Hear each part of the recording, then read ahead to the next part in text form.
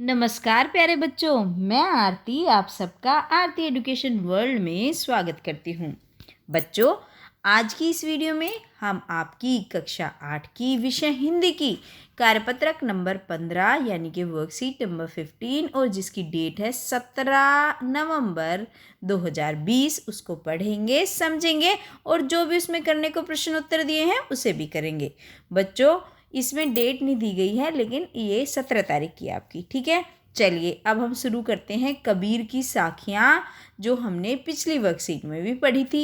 लेकिन उससे पहले मैं आपको ये बता दूं, विद्यार्थी के नाम में जो मैं हमेशा बताती हूँ, आप अपना नाम लिखेंगे, कक्षा अध्यापक के नाम में अपने क्लास टीचर का नाम लिखेंगे। अगर बोल दिया है कि नहीं अपने सब्जेक्ट टीचर का नाम लिखो तो आप हिंदी वाले टीचर का नाम लिखेंगे। ओके, चलिए बच्चों, पिछले कार्यपत्रक से हमने कबीरदास की साखियों को पढ़ना शुरू करा था, है ना। पिछले कार्यपत्रक में भी पढ़ी थी हमने कबीरदास की कुछ साखियाँ, जिनमें उन्होंने जीवन से जुड़े आचरण, व्यवहार और आदर्शों की चर्चा की है। जो हमारे जीवन से जुड़े हुए व्यवहार होने चाहिए, आचरण होना चाहिए, क्या आदर्श होने चाहिए, उनकी बात करी थी। आपकी पाठ्य पुस्तक के पाठ कबीर की साखिया से हम आज अगली दो साखियों को समझने का प्रयास करेंगे, ठीक है। पहले हमने दूसरी पढ़ी थी, आज हम दूसरी दो पढ़ेंगे, ठीक है। चलिए, ये हैं कबीरदास जी। पिछली वर्कशीट में ये कलरफुल पिक्चर के साथ आए थे, आज ब्लैक एंड वाइट पिक्चर के साथ आए हैं, है ना। ये हमने पढ़ ही लिया था कि उनका जन्म हुआ था संवत 1455 में, यानी कि 1798 ईस्वी में, है ना। उनका जन्म एक विधवा ब्राह्मणी के गर्भ से हुआ था, लोगों का ये कहना है। लेकिन उनकी मम्मी ने उन्हें त्याग दिया था। तो फिर एक जुलाहा दंपत्ति था, उन्होंने लहरतारा नाम के तालाब के नामक, जो एक लहरतारा नाम का एक तालाब था, वहाँ पे जुलाहे के परिवार को मिले थे। फिर उन्होंने उसका पालन पोषण करा और वही उसके मम्मी पापा कहलाए। उनकी जो जुलाहे थे, उनकी जो पापा थे, उनका नाम नीमा और उनकी मम्मी का नाम नीरू हुआ, ठीक है। और कबीर 120 साल की उम्र के होके मरे थे संवत 1575 में, यानी कि 1518 ईस्वी में, ठीक है बच्चों। चलिए अब पढ़ लेते हैं हम अपना साखी।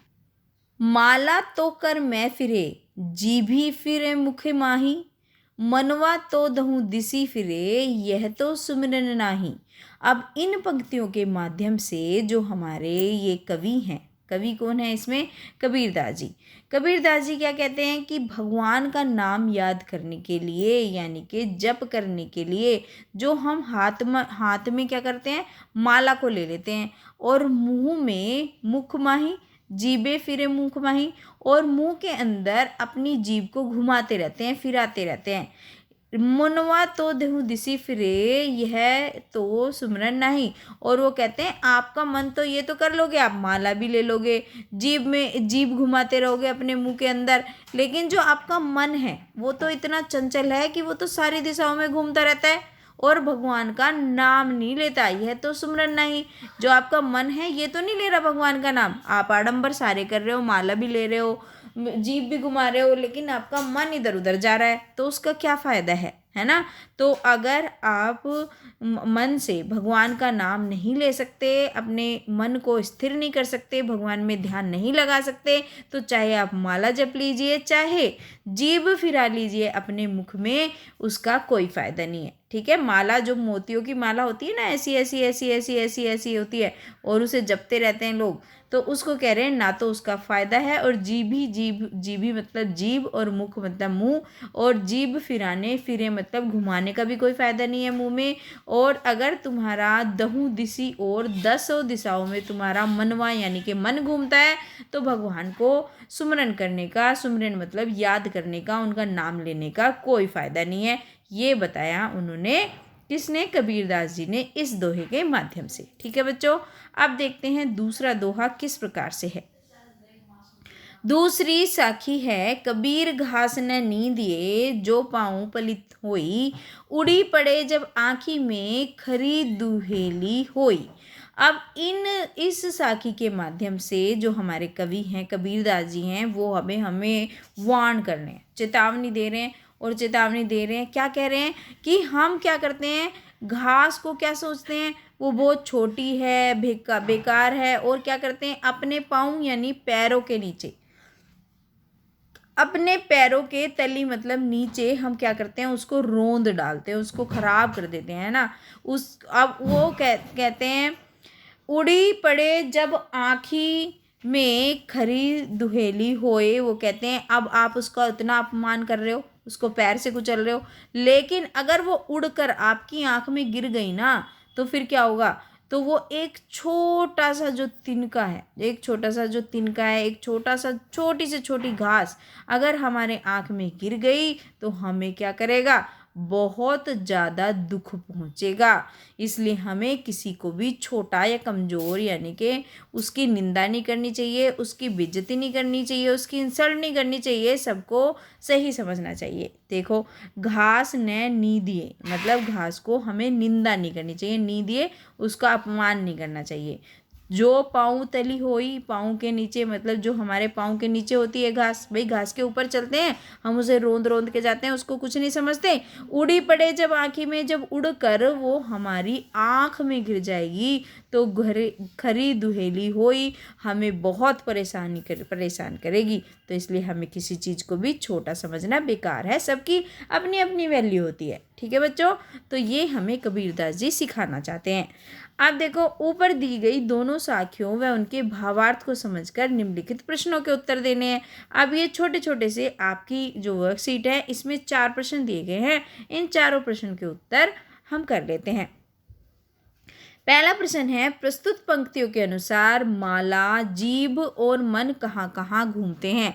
तो प्रस्तुत पंक्तियों के अनुसार माला, जीभ और मन सभी दिशाओं में घूमते हैं, है ना। तो ये वो बोल रहे हैं कि सभी दिशाओं में घूमते रहते हैं हमारे, तो मन इधर उधर भटकते रहते हैं। तो ये हो गया आपके पहले प्रश्न का उत्तर। अब देखते हैं दूसरा प्रश्न, मनुष्य का मन इधर उधर क्यों घूमता है। मनुष्य का मन इधर उधर इसलिए घूमता है क्योंकि मनुष्य का मन बहुत ही चंचल होता है ना, वो उसको कंट्रोल नहीं करता और उसके कंट्रोल में नहीं होती और वो चंचल होता है, इधर उधर घूमता रहता है। तीसरा प्रश्न हमसे पूछा गया है इस वर्कशीट में, कबीरदास जी घास की निंदा करने से क्यों मना करते हैं। कबीरदास जी घास की निंदा करने से मना इसलिए करते हैं क्योंकि अगर घास नहीं, ये घास है बच्चों, मिस प्रिंट हो जाता है। घास का एक भी तिनका, है ना, क्या एक भी तिनका, देखो मैंने तो बोला था इसको तिनका लिखने को, इसने लिख दिया दिन का, है ना, मेरे जो कंप्यूटर ने। घास का तिनका हमारी आँख में आ जाता है तो हमें बहुत कष्ट हो जाता है। ठीक है, चलिए ये हो गया आपके प्रश्न नंबर 3 का उत्तर।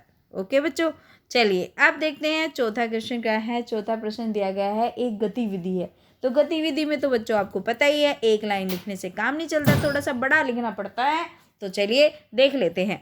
अब हमें क्या करने हैं, अपने शब्दों का प्रयोग करके आप भी एक दोहा या साखी लिखिए।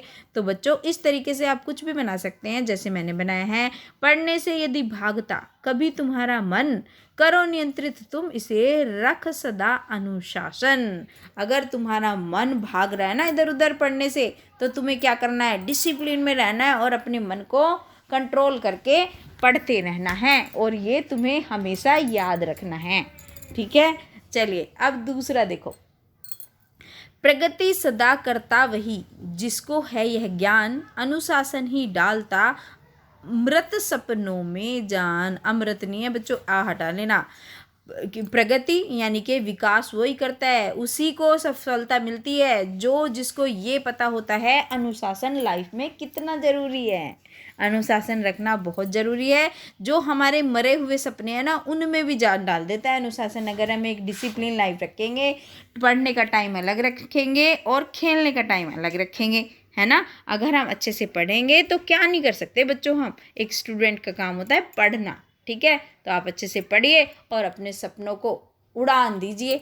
ठीक है, चलिए बच्चों, ये थी आज की आपकी बहुत बढ़िया सी आपको सिखाने वाली एक फर्स्ट क्लास वर्कशीट। तो आपको क्या करना है, वीडियो को लाइक कर देना है अगर अभी तक नहीं करी, और सारे बच्चे जो भी चैनल पर नए आए हैं वो चैनल को सब्सक्राइब कर लेंगे, क्योंकि मैं आपकी वीडियो 8th क्लास की बनाती रहती हूँ। और बच्चों एक अपना प्यारा सा कमेंट डालना बिल्कुल ना भूलना, या आपको कोई भी परेशानी है या आपको वीडियो कैसी लगी ये आपको ज़रूर बताना है, और अपने सारे दोस्तों को शेयर ज़रूर करें। Thank you students.